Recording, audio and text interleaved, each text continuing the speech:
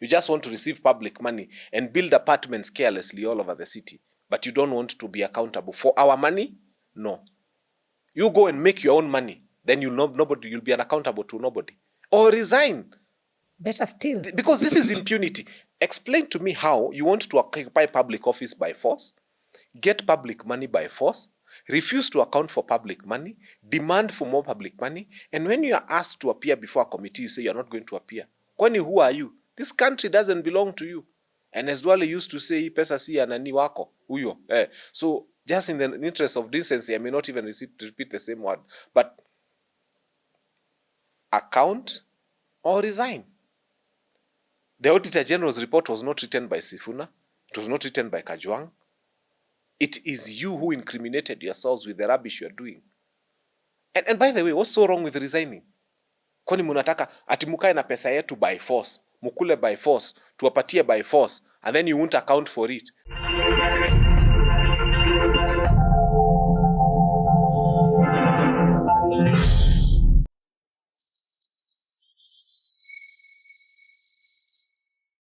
Hey there and welcome to Fanya Mambo Africa. Another week means we have another episode, and of course this country has had a lot of politics happening over the weekend and towards the end of last week and yesterday and today.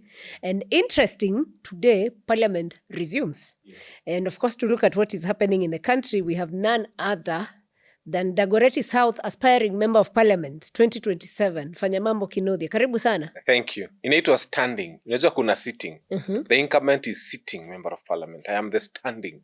Nangojea amke niketi. Ama ni muamshe the right time. So yes, here we are. Okay, karibu sana. Thank you very much. I saw you somewhere over the weekend with ODM, and there are rumors that you have defected from DCP party to ODM party. We will come to that though. Let's start with the big story of the day. Governors are complaining that senators are demanding for money when they go for the committees, especially the Public Accountability Committee. Public Accounts Committee, sorry. You see, I think what governors should have been saying is that first we want to swear that by the Bible, that everything we are going to say in those public accounts committees is true. They would be thoroughly afraid of swearing. But they swear.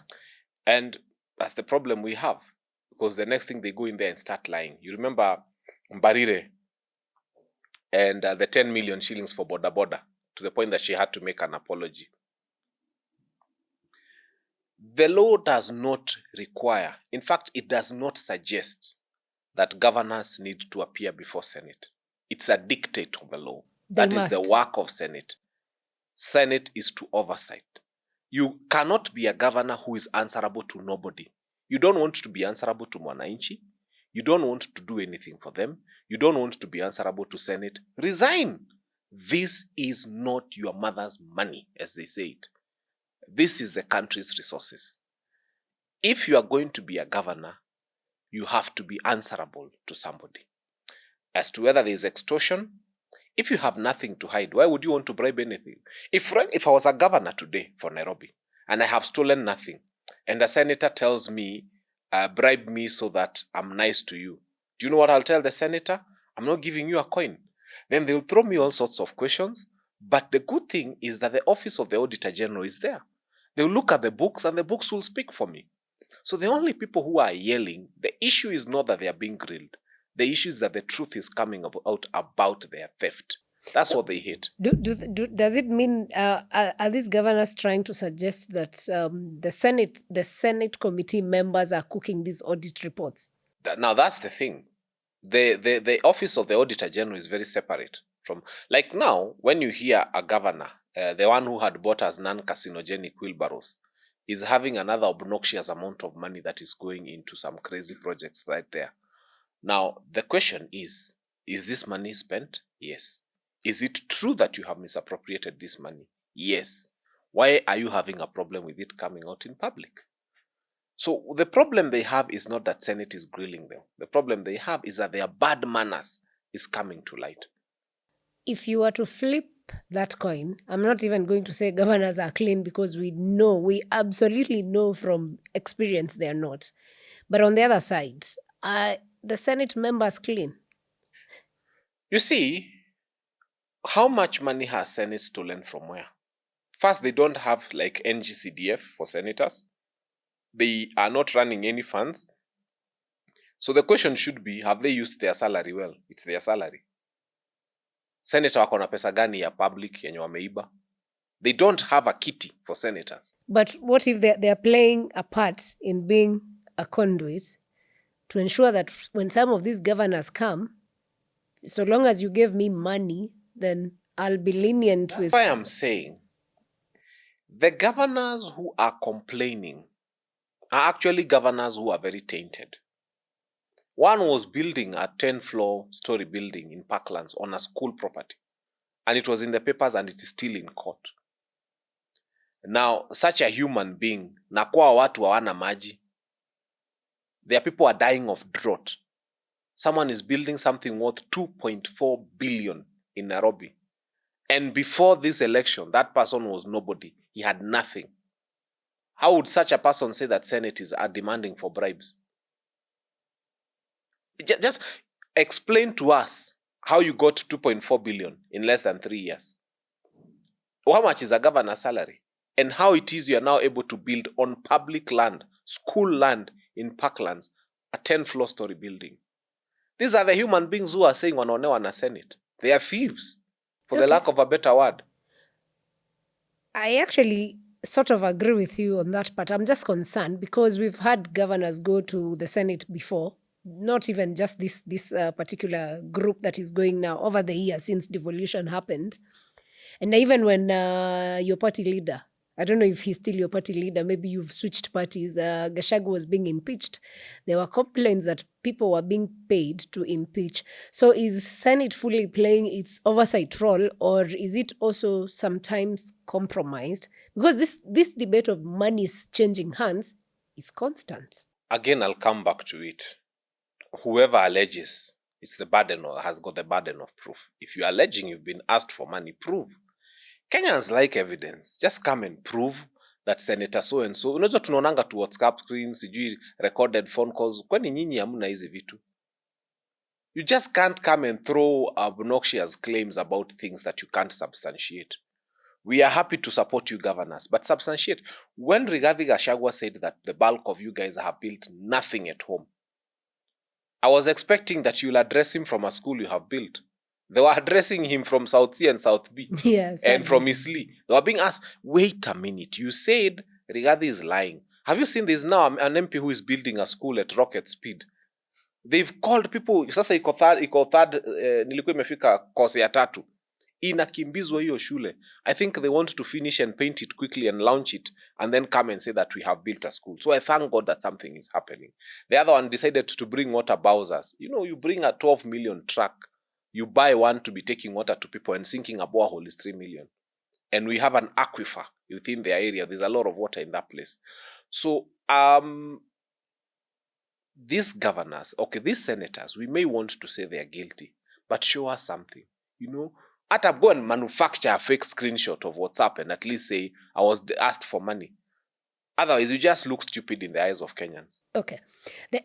You know, I've just remembered when there was the last devolution conference last year, was it in Eldoret or somewhere, where Raila Odinga said that devolution was a very good idea and a good dream, but the governors have stolen so much that now devolution is losing its meaning. So if that has been raised, then we have the Senate. Senate is not even accusing them because they use the reports. Then the governors do not have the guts to even go to EACC.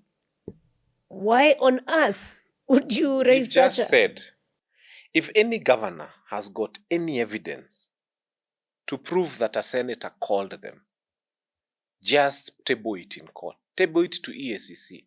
You can't come and claim extortion and not report extortion. If you've been extorted, let us know. And I like what Senator Kajwang told them. If you think I'm too harsh, I can let Sifuna take lead of this committee and then you get a different kind of grilling because I know that will be a higher level.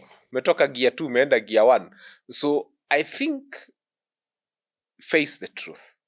If you've stolen public money, you're a thief of public money. and running away from scrutiny, running away from answer, because what they are doing, they are using the Auditor-General's report. So in fact, if anything, they should be castigating the Auditor-General. But remember, what they do is, they are the same people who put themselves in these problems. Because usually when they are given money, they are told to account for the money they received. What do? They submit. And they say they bought wheelbarrows for 109,000. And I don't know, they built a gate for how much money. Then the Auditor-General just flags it and says, you people incriminated yourselves. And then now we are bringing to light your self-incrimination. And you have a problem with that. So shida ni wao.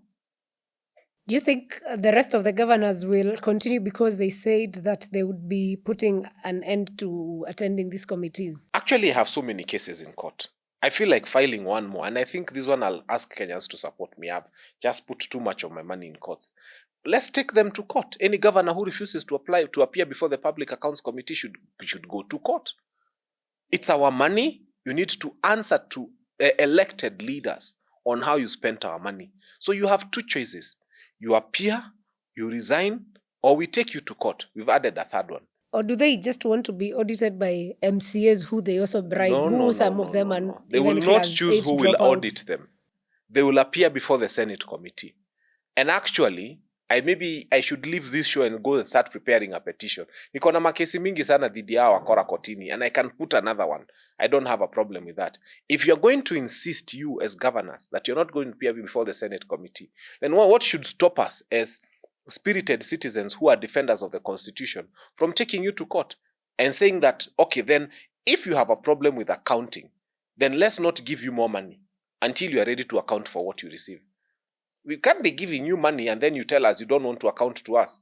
Do you feel like this fight will go anywhere? Because at the end of the day, the Senate will, the budgeting goes back to Parliament, and Parliament is what gives governors money.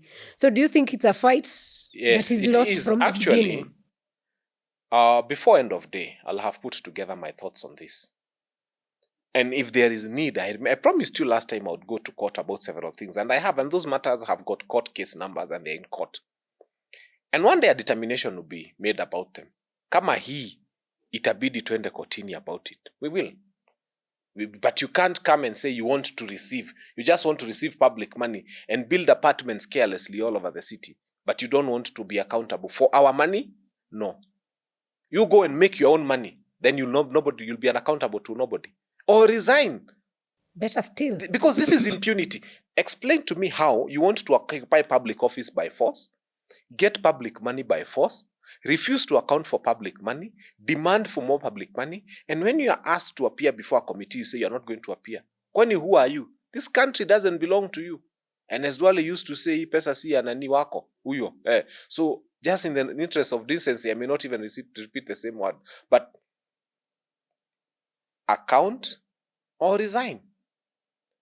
The Auditor-General's report was not written by Sifuna. It was not written by Kajwang. It is you who incriminated yourselves with the rubbish you're doing. And by the way, what's so wrong with resigning? Kwani munataka ati mukae na pesa yetu by force, mukule by force, tuwapatie by force, and then you won't account for it. And then when you tell you to account, you say you won't appear. As who? And then kwanza uliona drama za Mudhomi Njuki. Anajificha, then anasema he was kept for 2 hours just to avoid scrutiny. If we have to file a public petition in court compelling these people to appear, we will. Then tuone watatupeleka wapi. You know, it's interesting to have these guys complain now or say no to appearance, and yet when there's a delay in disbursement of funds to the counties, they're always saying the Senate is not pushing for them. So when they're demanded accountability of the same, it doesn't make sense to me. I think Kenyans will start, even as we move to court, let us start something online. Hashtag, no disbursement. No appearance, no disbursement. We need to start a hashtag and we need to say, no appearance, no disbursement. If you can't account, you can't get more. And so that we just say, wait, sio county zote zitapewa pesa. We only give money to those counties that are willing to account. The only problem with that provision is that, unfortunately, health is devolved. So these notorious governors will use the collections to feed their stomachs, fuel their cars, and they will not provide medicine in hospital. Alternatively, we start giving monies that are subjective and saying County A, we have looked at your bad manners and we have voted as parliament to only give you money for health and for ECDE, so that the primary schools continue going and the health function continues going. Governor, gari zako zikose mafuta mpaka upate adabu. That's the only way. That would be interesting.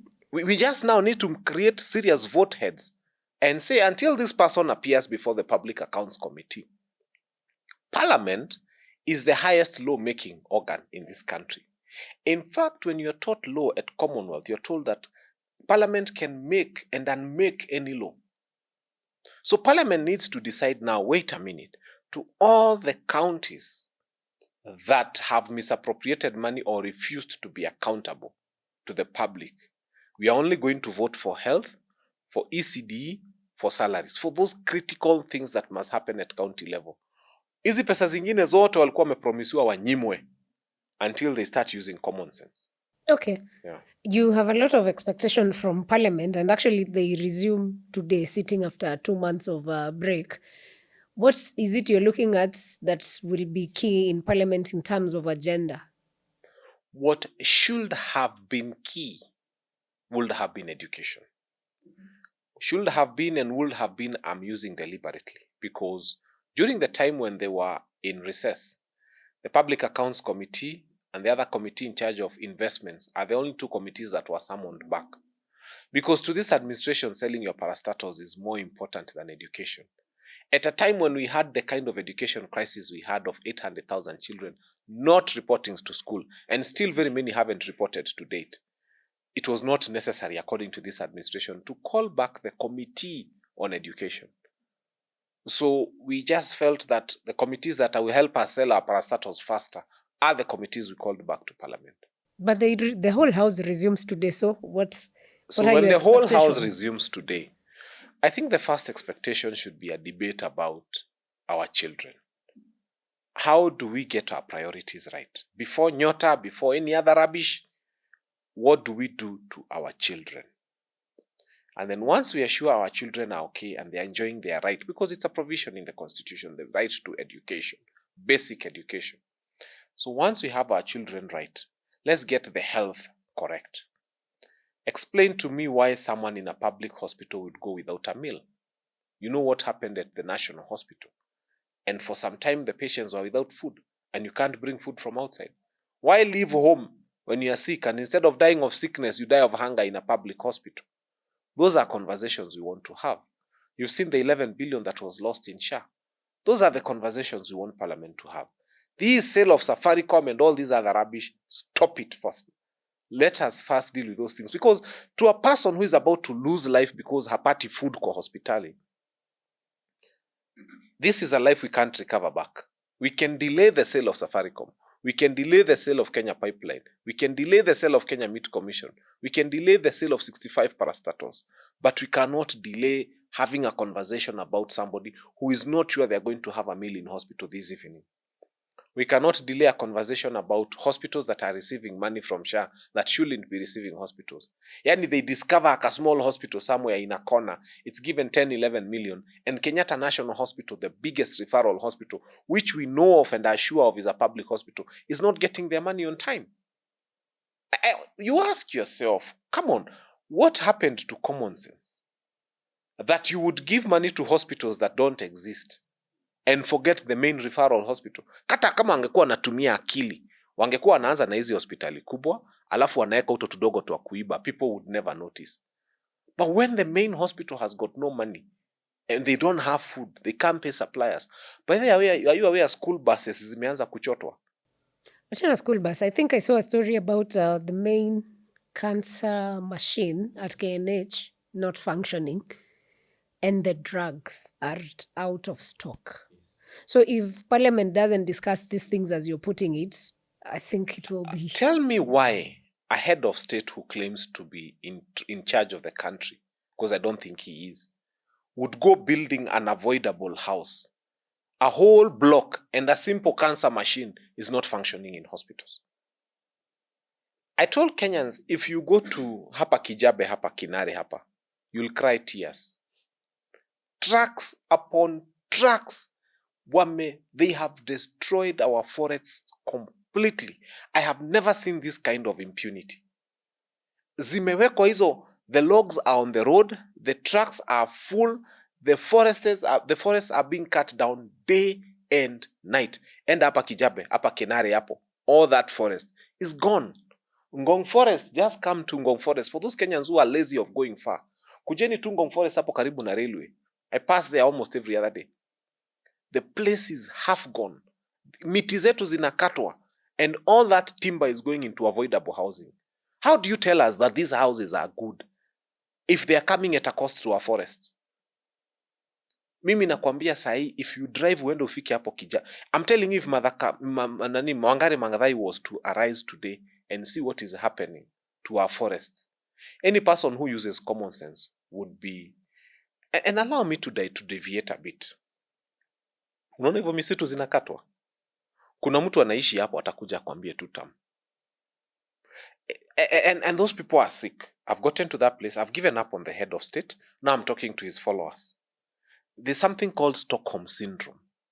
In the year 1973, some robbers attacked a bank in Sweden, Stockholm.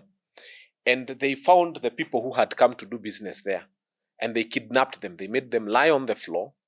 And they occupied that bank for 6 days. So whenever you needed a bathroom break, you need to raise your hand. They would give you permission. You know, they are giving you permission as who? To go to the washroom.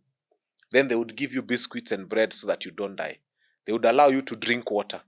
So these people who had been held captive, by the 4th day, 3rd day, they started thinking, these guys who are holding us captives are actually really good. Imagine they give us permission to go to the toilet. Imagine they give us biscuits. Imagine they allow us to drink water. As if it wasn't their right in the first place. On the 6th day, when this thing was thwarted and these guys were arrested, when they went to a police station, the people who had been held captive came and started paying cash bail for them, saying that these guys are actually nice.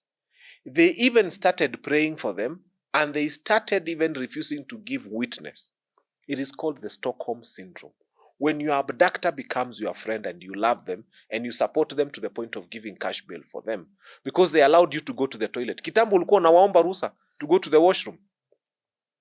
The supporters of William Ruto are going through a thing called Stockholm syndrome. They have fallen in love with the abductors. They have fallen in love with a government that has killed Gen Zs, that has killed opportunities for young people, that has taken away NHIF and brought SHA, that is not giving capitation to school. All those terrible things that this administration is doing is what happened to those people who have been abducted and held captive in Stockholm. So now we are here being sympathetic to a government that has done all those terrible things to these people. If you're a counseling psychologist in Kenya, ukiona mtu wa tutam usimchukie, hata nyinyi wa Kenya. Sit them down. That's a sick human being. Talk to them. Take them through counseling. They need help. That is someone who is in love with his abductor. That is someone who is in love with the person who is committing atrocious things against them. Hold them nice. Even pray for them. Say a rosary for them every night if you can. These are not bad people. They're just sick. Those are things people would argue those are the perks that come with democracy.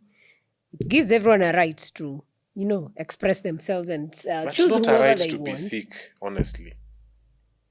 That's why SHA should be working. Unless you have a different mode of ruling this country other than we need democracy. a wing at KNH for two-term people, just for counseling.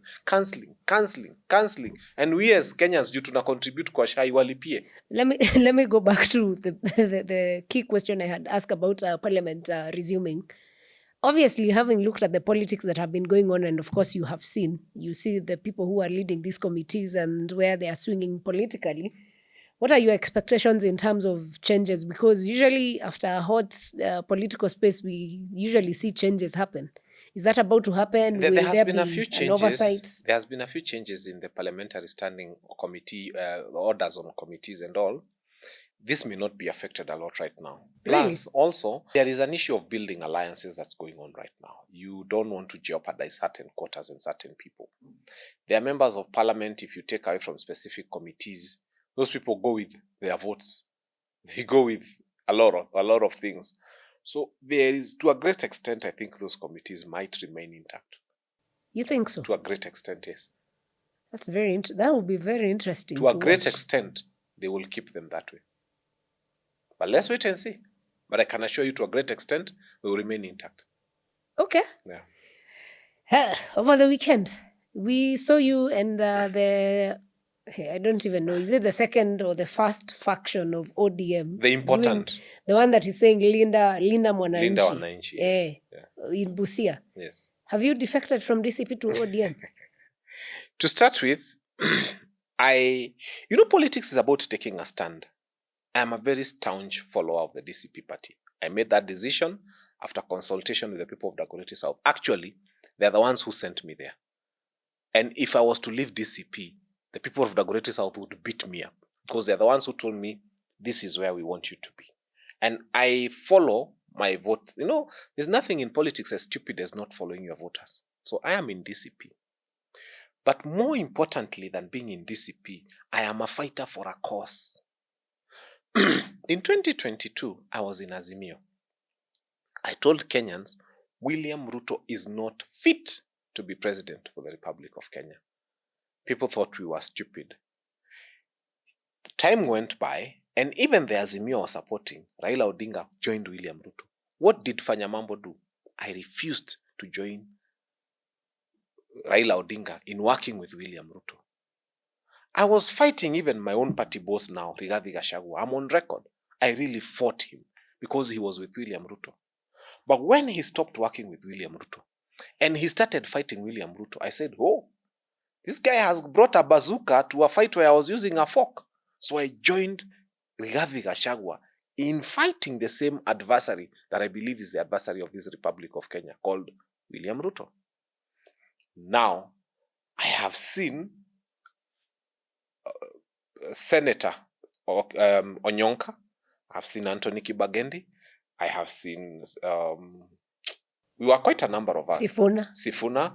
I have seen Osotsi, Orengo, and all these other progressive people who are saying, we are one term. We are fighting against the bad administration of William Ruto. And I told them, wait a minute. I am in DCP, but I'm coming. Why? The cause you are fighting is the same cause we are fighting. For those who've read the Bible, there was a time when the disciples came to Jesus and told him, we have seen some people preaching in your name. Should we go and stop them? Jesus told them, no. If they are for us, we cannot fight them. As long as they are preaching in our name and they are preaching what we are preaching, let them continue preaching. So yes, is the beginning of working with that wing of ODM, as long as they continue saying what I have said since 2022, that William Ruto is the problem we have as a nation. And I have been very consistent. In fact, if there's one person who has never changed his mind about William Ruto, it is me. Mpaka wa leo, there's no record of me ever working with William. Mpaka Baba, who I loved and supported, joined William Ruto. Nikambia Baba, my love for you is not transferable to William Ruto. So I am happy that beyond the noise that we in DCP have been making about William Ruto, now there is a new force that has joined and they are helping us from the other end. Why would I not work with them? So I told my party, look here, with your blessings, because I'm still in DCP, with your blessings, I am going to Busia. And when I get to Busia, you will hear me shout a very loud one term in Busia. And by the way, the people of Busia were so happy for one reason. Do you know I was the only Kikuyu there? So we cannot isolate ourselves as people. Look at what Rigathi Gachagua has done.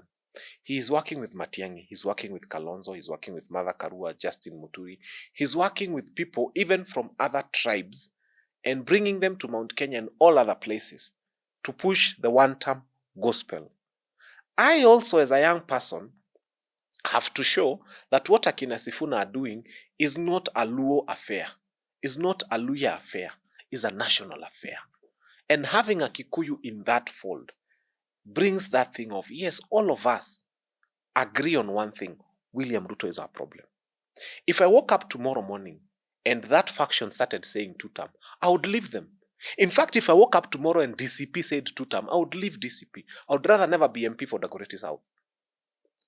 I'm telling you, if I woke up tomorrow and my party, which I believe in, DCP, said, we are working with William Ruto, I would never go. I never followed Baba. I will not follow anybody to William Ruto.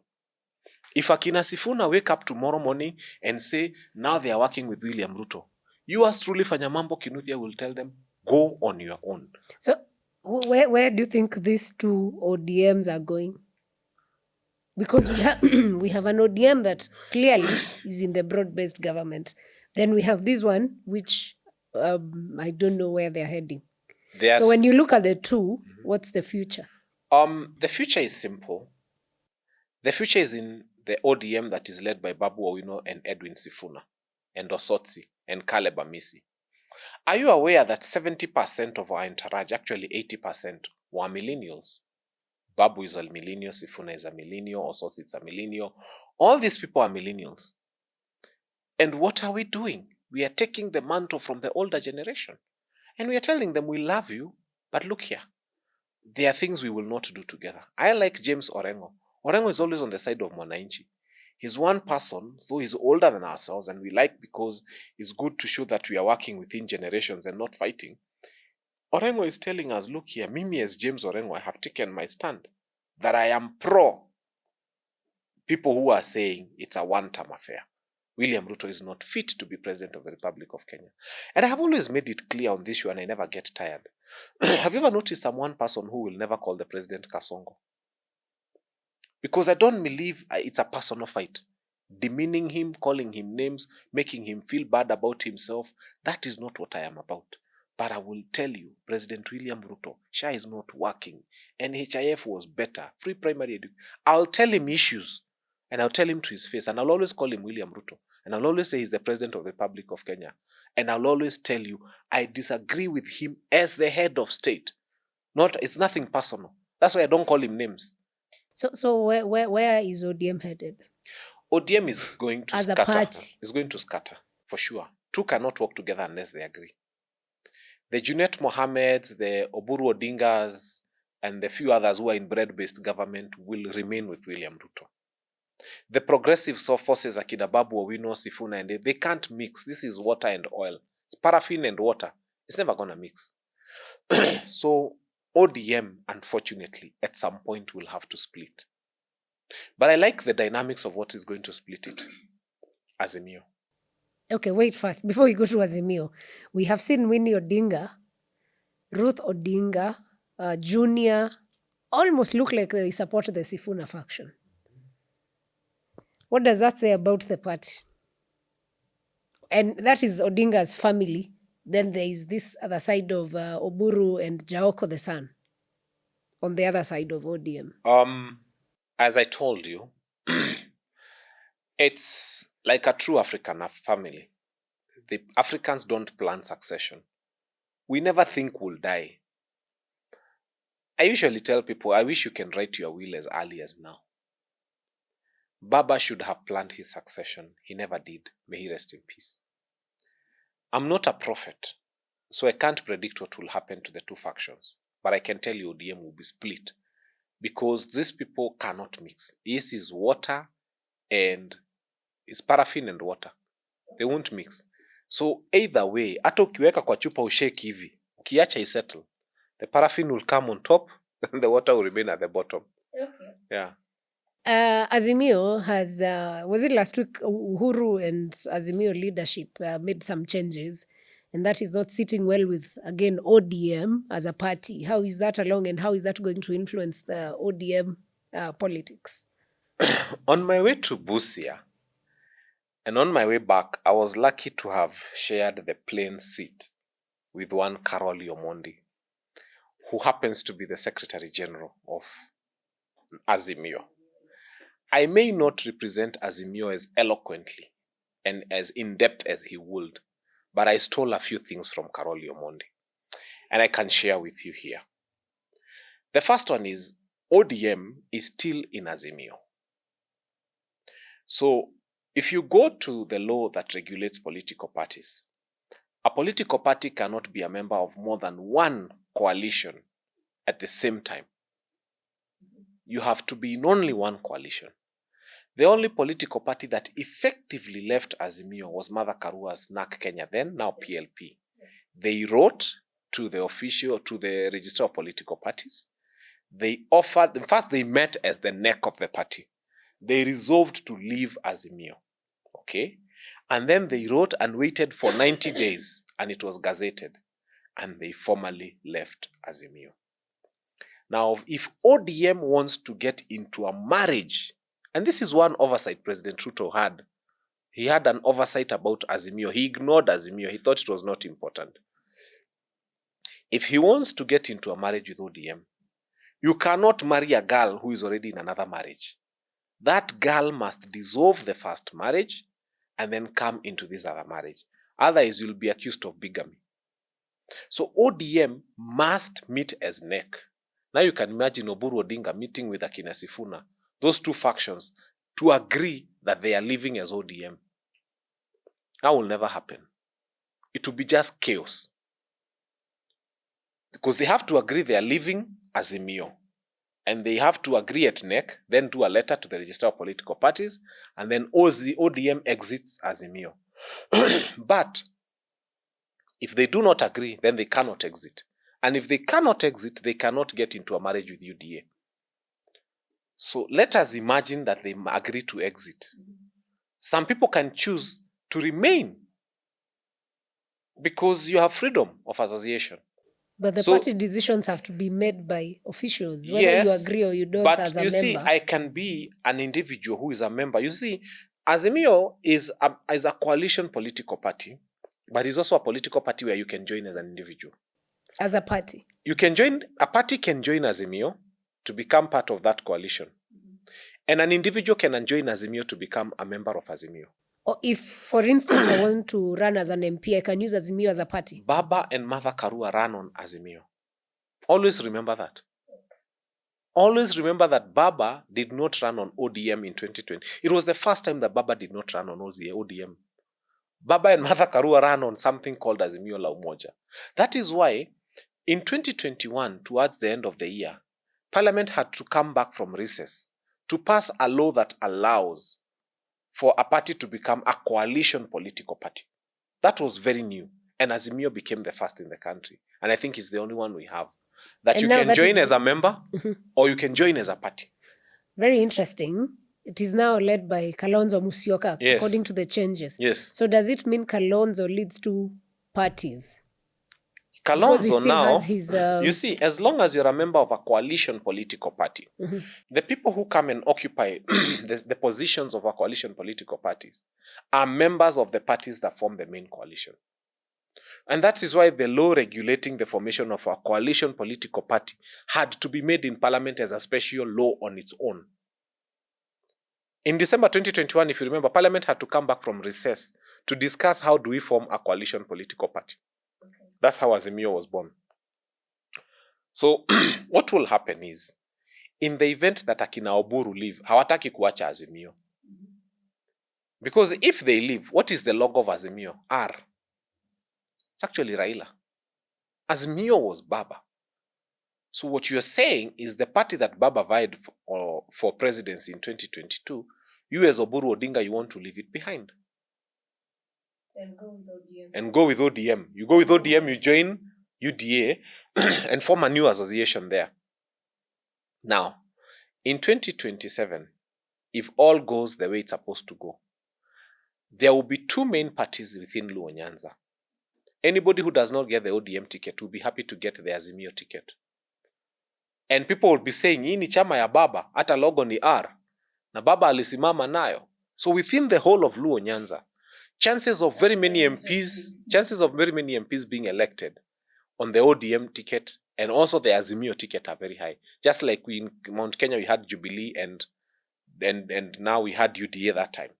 So now, within the Luo Nyanza, very many people will opt for ODM, for Azimio as an option, as opposed to going on the ODM ticket. So, if we have to take that scenario, and let's assume Kalonzo Musyoka is running for president, does he go, what's the name of this party? I'm trying to Wiper. Oh, it's a movement. Wiper something. Wiper Democratic. It used to be Democratic Party, but... Nice, Wiper Democratic, Wiper Patriotic Front or something, yes. So if he's to run for president, does he go with the Wiper Patriotic Front or does he go with Azimio? Kalonzo Musyoka is going to go for the presidency in 2027, God willing, if he's alive and well. And he's going to go for the presidency on a party that is a coalition political party. You see, Uhuru Muigai Kenyatta has got the benefit of foresight. Na aliona mbali sana. Some people thought he was... In fact, the first day I wanted to fight it until I sat a minute and thought about it. Registering a coalition political party is not easy. And check the regulations. So Uhuru knew that we already have a vehicle. It was just gathering dust. It's easier to wash it, grease it a bit, paint if we need to, change the windows if some were broken, but we have a vehicle. Don't need to go and start building a new vehicle. So what we are trying to do is Kalonzo must vie on a coalition political party. Reason? He's working with PLP. He's working with DP. He's working with DCP. He's working with DAPK. He's working with Jubilee. All these people have signaled an intention to work together. So if Kalonzo vies on Wiper, it weakens the whole arrangement, because how do we go and tell people that sits in united opposition, but our president is a Wiper president? So that's why the united opposition must have a vehicle that embodies the spirit of a united opposition. And that vehicle can only be a registered coalition political party. And Azimio works. Now, the beauty of having Azimio for now is that you can change the name. UDA was not called UDA. They bought an existing political party and they rebranded the name and called it UDA. So having Azimio, people will say, oh, you're Gina. Yes, we know it. We know where we are coming from. Let us all first take that as our home, as the home of the united opposition. This is the uniting political coalition political party. That's the brain of Uhuru Muigai Kenyatta. You have a home that can accommodate all of you. If you want to rename your home, you can rename your home. If your home had a gray roof and you feel that now you want to have a red roof on your home, you can do it. But have a home nonetheless. And you can find that, okay, it's dilapidated, it may need some painting, some little work, but you have a home. And we can all fit in that compound called Azimio. And because Kalonzo is more of a unifying factor, I like it. Can I tell you a secret about Kalonzo? Na watu wasisikie. All the men, you close your ears like this. This is for the women. It's a secret about Kalonzo Musyoka that I must tell you. And I feel atanipenda ama atanichukia, but it's okay, we'll deal with that. You know, there's something about Stephen Kalonzo Musyoka that people don't know. Maybe a few people have an idea that his wife Pauline has been ailing for a very long time. Yeah, that's no secret. And by the way, and very many people, and ailing is not just ailing. She was going through sometimes life support, critical condition. And very many people would tell Kalonzo, simutue tu hii machine. And Kalonzo kept quiet. Now, as I said, this is for the ladies. This is not for everybody. Kalonzo kept quiet. And then he waits for a public event and comes and says, I'm looking forward to the day I shall be inaugurated as president. And I pray that my wife Pauline shall have been alive and awake and well to come and see me becoming president of the Republic of Kenya. Hii Kenya kuna wanaume wamepewa mabibi wazuri, prayerful women, women who take care of their homes, women who do not stagger, and they beat them like Rwadi's drum, all over the place. Kalonzo Musyoka has been given one wife by God, who has been ailing. He has taken such great care of her. He has refused. Hata ameambiwa na watu oa, sijui pata kasichana. He has refused. He's focused and determined. He's committed. And imagine him believing that on his inauguration, his wife of youth will be around akule kiapo na yeye. Na kuna pumbavu huku zinapiga mabibi zao kama darama na watu wanasema those ones have already been elected their leaders. I think when I think about Kalonzo Musyoka, it puzzles me. Because the way a person is committed to his family, and remember, Uhuru Muigai Kenyatta once told us that if you want to know the true character of a man, check how he behaves when he has power and how he treats his wife and family. I think Kalonzo meets that test. Because when you think about it, forget everything else that is big. This is a guy who was deputy president, na hana skando inamfuata ya pesa. And he's a guy who has an opportunity I mean, very many women would want to marry Kalonzo. There's just one scandal that keeps coming. I hope when we get to sit with him, he will explain about the IYS land. Yes, that's what I said. But so I needed to raise that. But I said the men, you amujasikia, that is for the ladies, to see the character of this guy who, instead of beating his wife, is committed to his wife even on her sick bed and praying for her to be there during his... I think that's really deep. And it's a wonderful thing about him. That's good of Kalonzo Musyoka. Ile siku nitapata namba yake, Kenyans have... nitamwambia hiyo. Kenyans, you have the will, and also opposition, I think United Opposition, everyone wants to be president. So once they tell us who will run, we will pick it up from there. But that's good. Mheshimiwa, keep on. That's great to hear. Now, a part of the institution that plays a big part in elections in Kenya is the IEBC. Yes.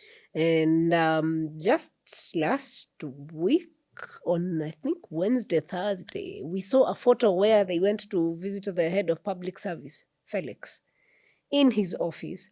And they say a picture speaks 1,000 words. From their sitting arrangement, you could tell Felix was heading this meeting.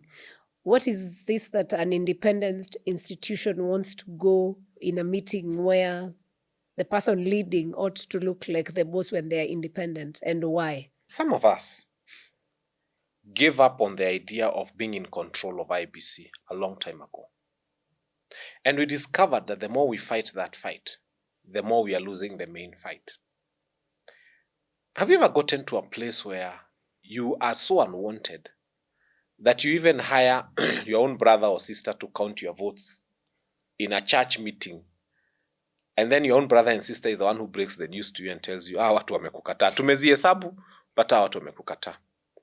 I think our main focus as opposition right now is to persuade every Kenyan out there that their vote is an anti-Ruto vote for the things he has done to this country. And once we do that, his own people, his own IBC, because we believe this is his own IBC, his own outfit will come and be the one to whisper in his ears and tell you, kabla tutangaze, ni kubaya. So we've gotten to the place where we've said, if we continue fighting these fights, we shall do a lot of tear gas. We'll go to town, we'll say IBC lazima itoke. Why are we focusing on those ones? No, but your leaders were there. They did. They tried, so that you'll never say that we never tried. But at the end of the day, we know we have a president who's not going to change his mind about what he wants. And he'll use his chest. And sometimes we want to tell our people to go to the streets, and then we remember that this is a very bloodthirsty regime. We'll have given them an opportunity to shoot us in the head. So we tell our people, let's deny you the opportunity of being killed before you vote. Juzile kura kwanza zitauliwa ni kura za opposition. So, and we don't want to lose a single one. But you know, Gachagua said when they were visiting the police that they will call for maandamano. He did say that. And what we wanted them to do is this. Do you know why he said he'll call for maandamano? Not really. I'll explain.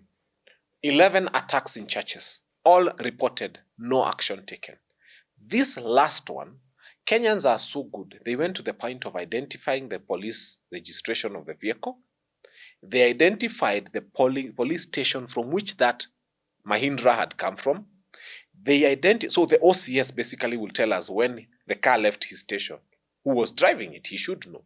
So Kenyans went to the point of saying, kama hamujui nani alikuwa anaendesha. They even gave a list. It's online of those people, their names, even their force number.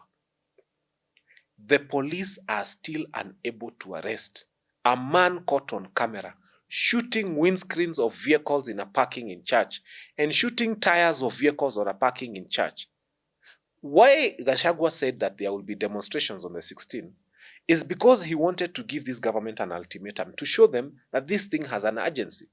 There is a time frame within which you should be able to arrest a man caught on camera shooting people's vehicles and destroying their tires, because that is malicious damage to property. So do you think the demos will happen? They will happen because the government has not done anything so far. So those are justified demos.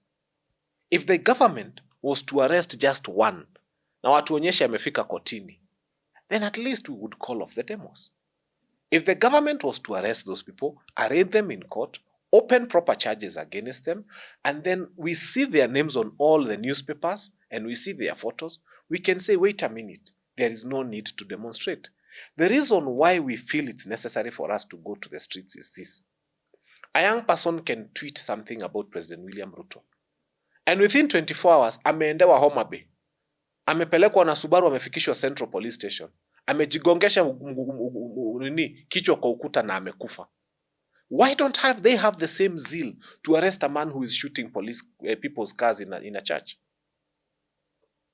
So why people go for demonstrations is not because we are terrible human beings. Why people go for demonstrations is because we have an administration that is insensitive to the plight of people. And for people who don't understand what was happening in that church, usiku moja ujipange uende mahali karibu na shooting range so that you hear the sound that comes from an AK-47 rifle. Now, there were children in the church behind there, and that AK-47 was bang, bang, bang. And with every bang, the children were terrified. They've never had this. Wewe kama mtu mzima sahi risasi ikipigwa hapa, si ya pistol, ya AK-47, you'll know how loud that thing is. So all those bangs, the children had them. And when he was done shooting the cars, go watch that video. He turned, he knelt, and he shot towards the church. What was he shooting in towards? Kneeling down. I wish, unajua hata angeshoot juu tungejua he's kneeling down. He was hoping to shoot somebody in the head probably. So now that trauma, that stress, and the pain and the choke of tear gas is still remembered in that church. And guess what? This guy is still walking free. And when Rigathi Gachagua asks for maandamano, you say he's a terrible person and he's bad. Surely between government and Rigiji, who is mad? It's a question Kenyans must answer. Who is mad? If that can happen to our children, and even the MPs who are implicated in that have not been summoned to write statements, mpaka leo. The names of the members of parliament were mentioned. The Matatu Sacco that was involved, na tuliona, Kenyans even went and did a search on the NTSA portal, and they gave the results. That Sacco is still operating. Of a Matatu that carried goons armed with weapons to go and beat up people in a church, that Sacco is still operating. So when we say we shall go to the streets, we are not irresponsible Kenyans. We just have an irresponsible government. I think our police need to remember the oath they take and why they take it. And when you're given this firearm, you ought to know it's to protect, not to attack, especially fellow innocent citizens, because that was really an unfortunate incident. That should never have happened and should never be repeated. If anything, I hope you've taken enough lessons, because we trust you so much, but if you have a weapon and you're misusing it, allow me to celebrate a policeman. That's sad. Allow me to celebrate a policeman, because sometimes you say Fanya Mambo just vilifies people. We were in Busia on Sunday. And for those who are there, and for those who saw the photos, and for those who saw the videos, as you pass Busia County Assembly, there is the main police station. And the police were under instructions to block the road and to stop the meeting from happening. And blocking they had done. But when they saw the sheer number of people who had come, and sisi hatuko tuna mobilize na ile maharagwe ya hivi, sisi we gave nothing. We gave absolutely nothing. But the people were so many. And whoever is in charge of Busia police station, I salute you. I don't know who you are. I don't know what your name is, but I salute you. Do you know what he did? I saw him give orders and say, remove the blockade, allow these people to proceed. And guess what? No policeman followed us to the stadium. Do you know we went? It was a lot of dancing. It was a lot of good energy. We addressed people between 2 p.m. and 3:30. By 4, we had left the stadium. Nobody was injured. No tear gas was lobbed. Nothing was destroyed. We are yet to even hear of a phone that was stolen. Why? The person in charge at Busia police station, whoever you are, I don't know you, but I saw you make a very wise decision. I saw you tell the police to restrain themselves. I saw you allow democracy to flourish. I don't know you, but on this very show, I celebrate you, because the police, they even had the things for lobbing tear gas. They never lobbed even one, because they realized when these people get into the stadium, it's a controlled space. They will speak, They will finish, they will go. And speaking we did, finishing we did, and going we did. And back in Nairobi, Yes, you are. And yes. of course, So some of those are in parliament if they had today. allowed that to happen in Nyeri, this is a church service. Kwani mutaomba mpaka midnight? Mutachoka tu, njaa itakam. Hiyo kanisa ingeisha by latest 2 p.m. And people would have gone. That use of tear gas was unnecessary. So that policeman in Busia shows the rest of you men in uniform who we love and respect that it is possible. Yeah. It is doable. It is. Just maintain law and order. Yeah. That's all people call for. However, I must say personally, from the videos I saw from Busia, that felt like Baba reincarnation was happening. I think for people who used to follow politics and see how Baba used to move, that felt like... How do you fight love? That was These Baba. people, and Busia is hot. Busia is not like Nairobi. You think it's hot here, Busia is hot. But in that heat, in that sun, we were suffering and we were on sunroofs. They were walking with us. They were dancing. And they danced for close to 1 kilometer in that heat. And you can't make that up. True. And then you ask, umepewa marago ya pana? Umepewa pesa hapana? How do we even... Sisi ni opposition. Fanya Mambo akona dongapi? Sifuna. We can't afford those guys. They gave us love. They gave us security. In fact, they moved us to the stage. They got us out and they told him, tunawapenda na murudi tena Busia. The people of Busia, we celebrate you. Okay. Yeah. Fantastic. And the Busia people, we love such Kenyans who are united and just show up for what they believe in. That's democracy. And I think it's important for every Kenyan to understand that's how democracy thrives. Allow people to be. It is part of the constitutional rights. Now, Gachagua began a very sensitive topic. I don't even know if it's sensitive or it's just outright towards people claiming to be marginalized. And now we are seeing people not wanting to be held accountable. How do we balance this marginalization versus accountability? How do you say you're marginalized if all constituencies get CDF or equal amounts of money? What we were saying is okay. Babu Owino is being paraded as a good MP and many others for schools they show they have built.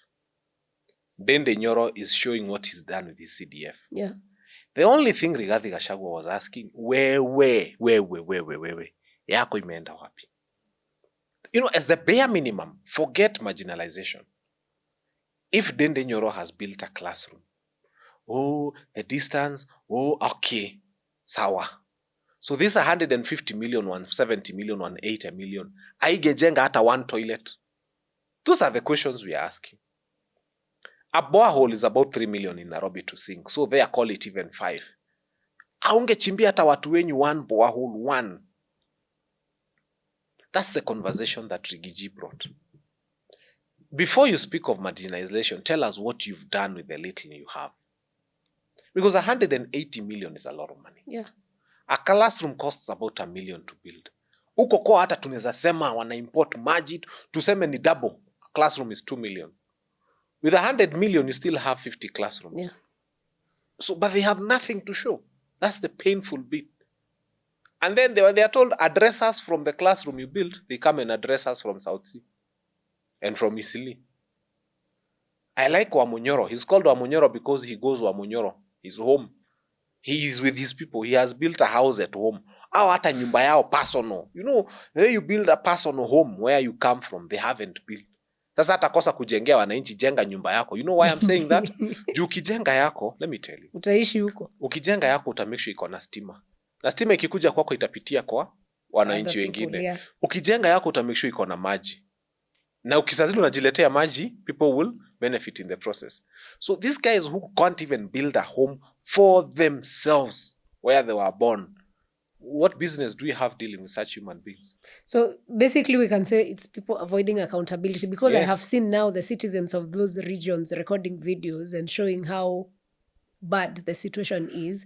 And it's even worse now. We are having a drought. Yes. So the results are evident that there is droughts. So now the same people who are complaining of marginalization and wanting not to be accountable, their own citizens are facing drought and they have nothing to give. Some of those MPs are working with this government.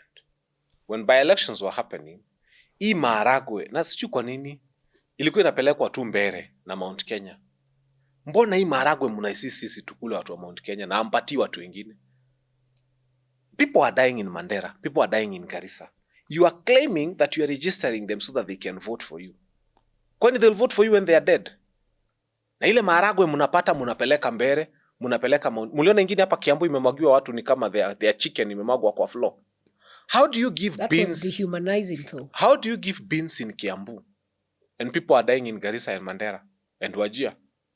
Why don't you want those beans to go there? Hii maharagwe iko na nini mnatupea? Sasa hata sisi tunajua hii maharagwe iko na kwanza haivi.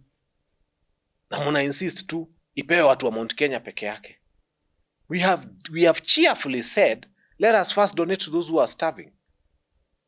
And if you don't want to donate to them, then it's not good beans. We don't want them. Na ikipandwa imei, hatutaki maharagwe sisi. Okay. We don't want it. In fact, I was worried when I saw our people. Is that what your Mount Kenya people have said when they were collecting beans? I saw them collecting the beans. But you see, our people are gullible. Our people are vulnerable. But we are the leaders and we have to speak for our people. And it takes leadership that has got courage to come and say, watu wetu na waomba, hii maharagwe msikule. When Nani was caught and he was taken to the Philistines, and he said, hizi nyama sitakula hata zikinona aje. Daniel, hizi sitakula, hizi sitakula. I think that's where our people are. The way those people are running for beans is the way some of us would have been running for UDA money. Ama mnafikiria Fanya Mambo hana bei? I would have been running for UDA money. Sasa ningekuwa natoa vidole mbili hivi nikisema tuta. But I can't. Okay. Yeah. Very interesting. I hope people...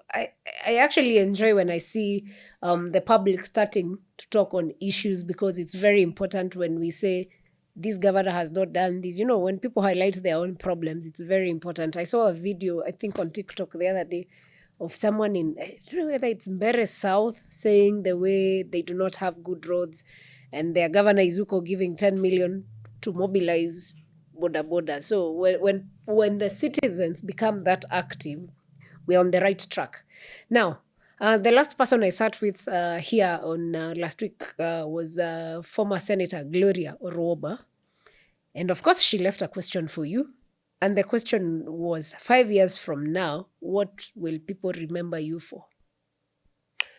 5 years from now, people will remember Fanya Mambo for mainly the fight to make education free.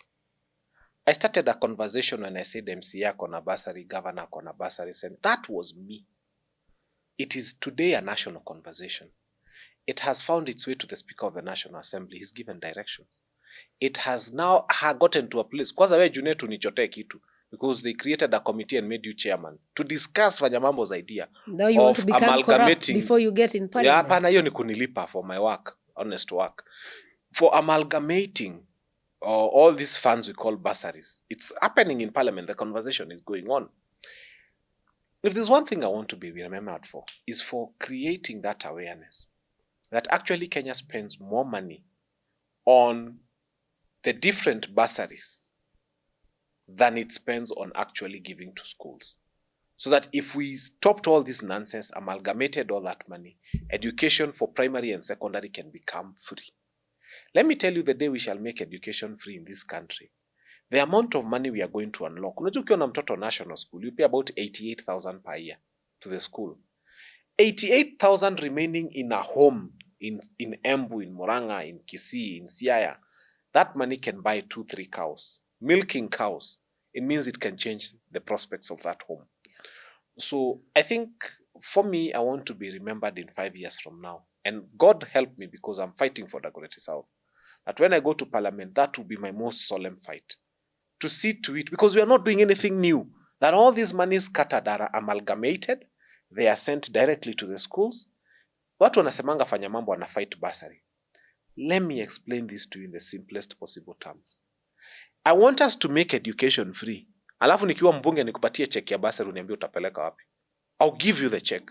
You just want to be, because people are used to getting bursary checks. Na wanajua yule MP mzuri unawapatia bursary check. I will fight to make education free.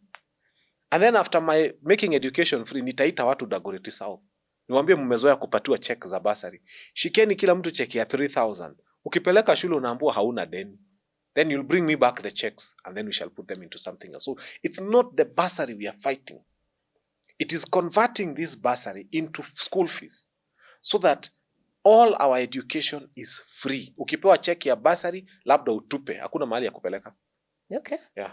We shall be watching if and when the Dagoretti South people make you their MP, we shall be watching how you perform in parliament, because they say when you're on this side, it's very easy. I met someone when today. You become an MP, you pack your brain and use the parliamentary I brain. met someone today at some media house in the morning, and he was telling me, Fanya Mambo, I've been looking for you because I want to come with my car and my PA and my people.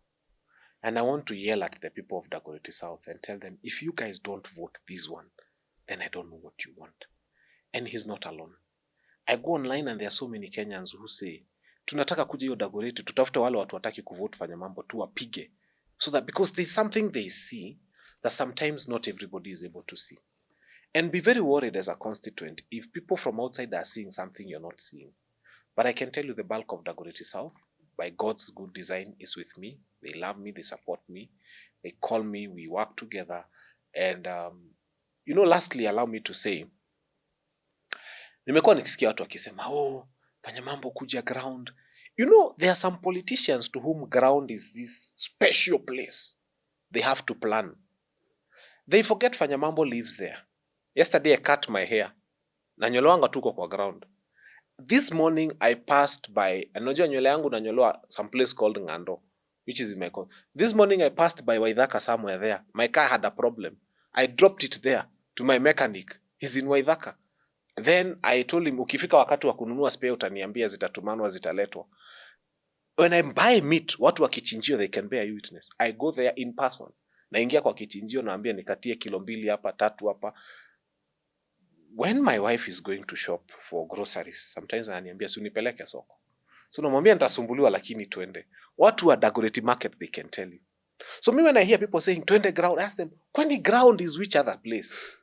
My kinyozi, my everything, my garage, matanga na itango ya jirani, navuka hapo because some places I just walk. Kwanza nikiona ni like a kilometer away, I don't even drive. Nachukua some walking stick that is very favorite to me. I walk na kakofia na kajacket and then we sit, tunakunywa chai ya matanga pamoja. So I hear people saying twende ground. Nauliza, ground gani? Which one? Because for me ground is a way of life. That's what I do every day. That's what I live with. Jioni leo najua kuna jirani fulani amekufa pale Waithaka, the family knows, na mwingine Gashui, he was a teacher. Nitaenda huko, nimalize matanga, nirudi home. So I hear people saying tunaenda ground. I ask them, to me ground is not news. It's my way of life, is what I do, and please don't tell me sitaenda because I live there.